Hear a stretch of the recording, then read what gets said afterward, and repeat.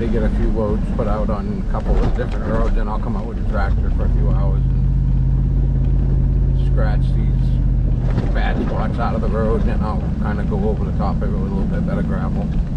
Takes the calcium better. A lot of these areas too get a lot of salts, but when I put the sand out in the winter, they'll build up in one spot. So you kind of got to grade and mix that in, and you put a good gravel over the top. Stop grading out some of the spots.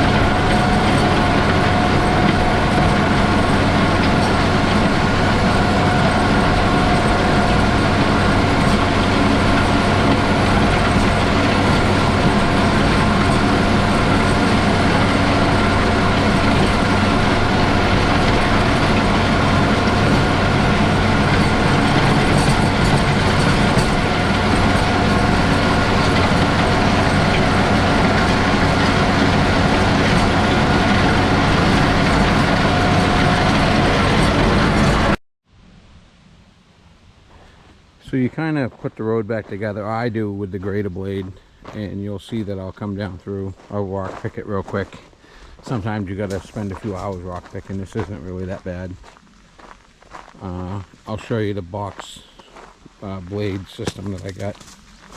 That'll pick a few more of these rocks out. But you basically put the crown back in with the grader blade, and then I'll go over it with the box blade, and then I'll show you the York rake that's on my truck when we fine tune it. Probably the day that we're doing the calcium. This is my L2501 Kubota. Seems to be my go-to tractor out of my whole, my handful of tractors that I have. This is the one that gets used most of the time. It runs that small. It fits in that screener real well. But we screen a lot of stuff through that with it. But I also run this box blade, whatever you want to call it. But it's got, I think there's like a 30-degree angle on one of the blades, but it really does. The two cutting edges, you got scarifiers you can put down, but the cutting edges, the way they're angled, one kind of puts the fines to the bottom and lets the rock stay at the top.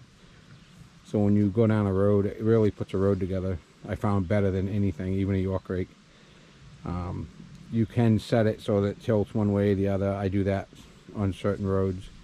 Most of the time I'm just fine tunes the road, and then I'll go over it with a York rake that's on my truck, which you'll see when we finish up the road. But I just wanted to show this real quick before we start using it, but you'll see what it's doing as I go down the road in a bit.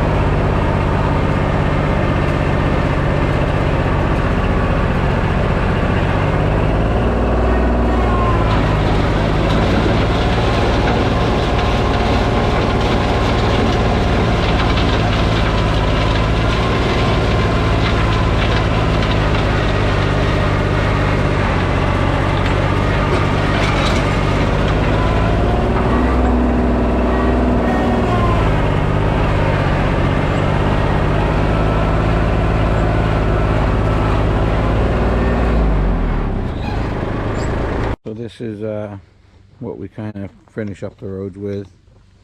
I put calcium on it yesterday, and I kind of like scratch over it with this lightly to mix it in, and I'll calcium it one more time, and it normally sets in pretty good. But I figured I'd show you this. This is one of the tools we use when we do the roads. I actually think the way I do it with small equipment and this York rake is better than most guys that do it with graders. They just pull all the organics back into the road, so first time you have a downpour, the road turns to crap again. I've seen it many times up here. So, but I just figured I'd show you this as part of the video. Once the calcium gets set in for the next 2 or 3 days, I'll let people drive over it, kind of pack it in. I'll normally let that go for 2 or 3 days after it rains. I calcium it the following day after it rains normally.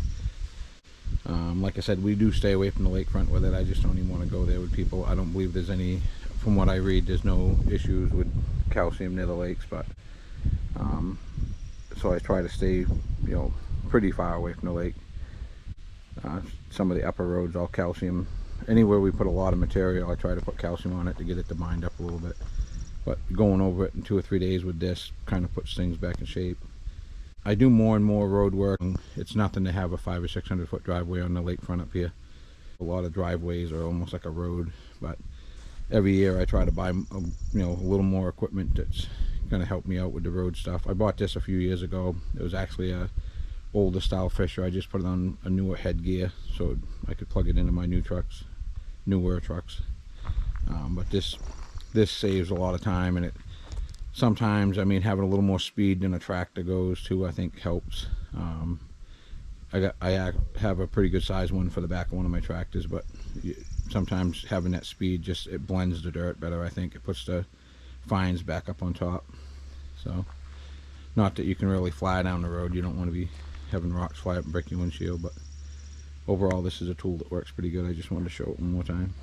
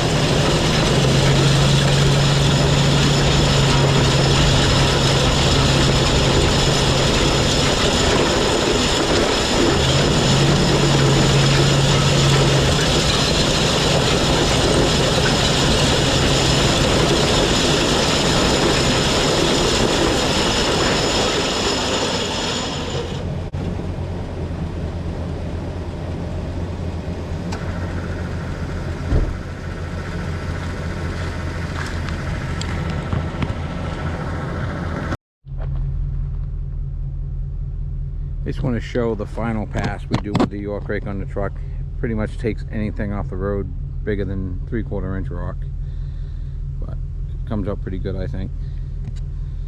Better than doing it with just a grader. And I try to keep all the organics out of the road. I pick up the ditches and try to leaf blow and everything else before I even start on the roads. The roads are pretty much done. Like I said, I grade them out with a grader blade on a tractor. Then I have a double bladed box blade with scarifiers in it if you have to, some areas. This area of the road I used a little bit of the reground hot top. Some areas we find on the hills and these class 6 camp roads, sometimes they hold together better when you do the regrind. We also found in intersections and stuff where someone starts pulling a hill, or like intersections where you stop and go. This is reground. Hot top here tends to stay in the area better. But the problem you have after a couple of years, it does bind up just like hot top does. So sometimes when you go to grade it, you'll rip a big chunk out. But overall, this morning, I think the road's pretty good. I'm happy. I just wanted to show it's the day after it rains. I normally put a light coat of calcium as long as we're not near the lake. I put a little bit of flake calcium on with a broadcast spreader on the back of one of the tractors.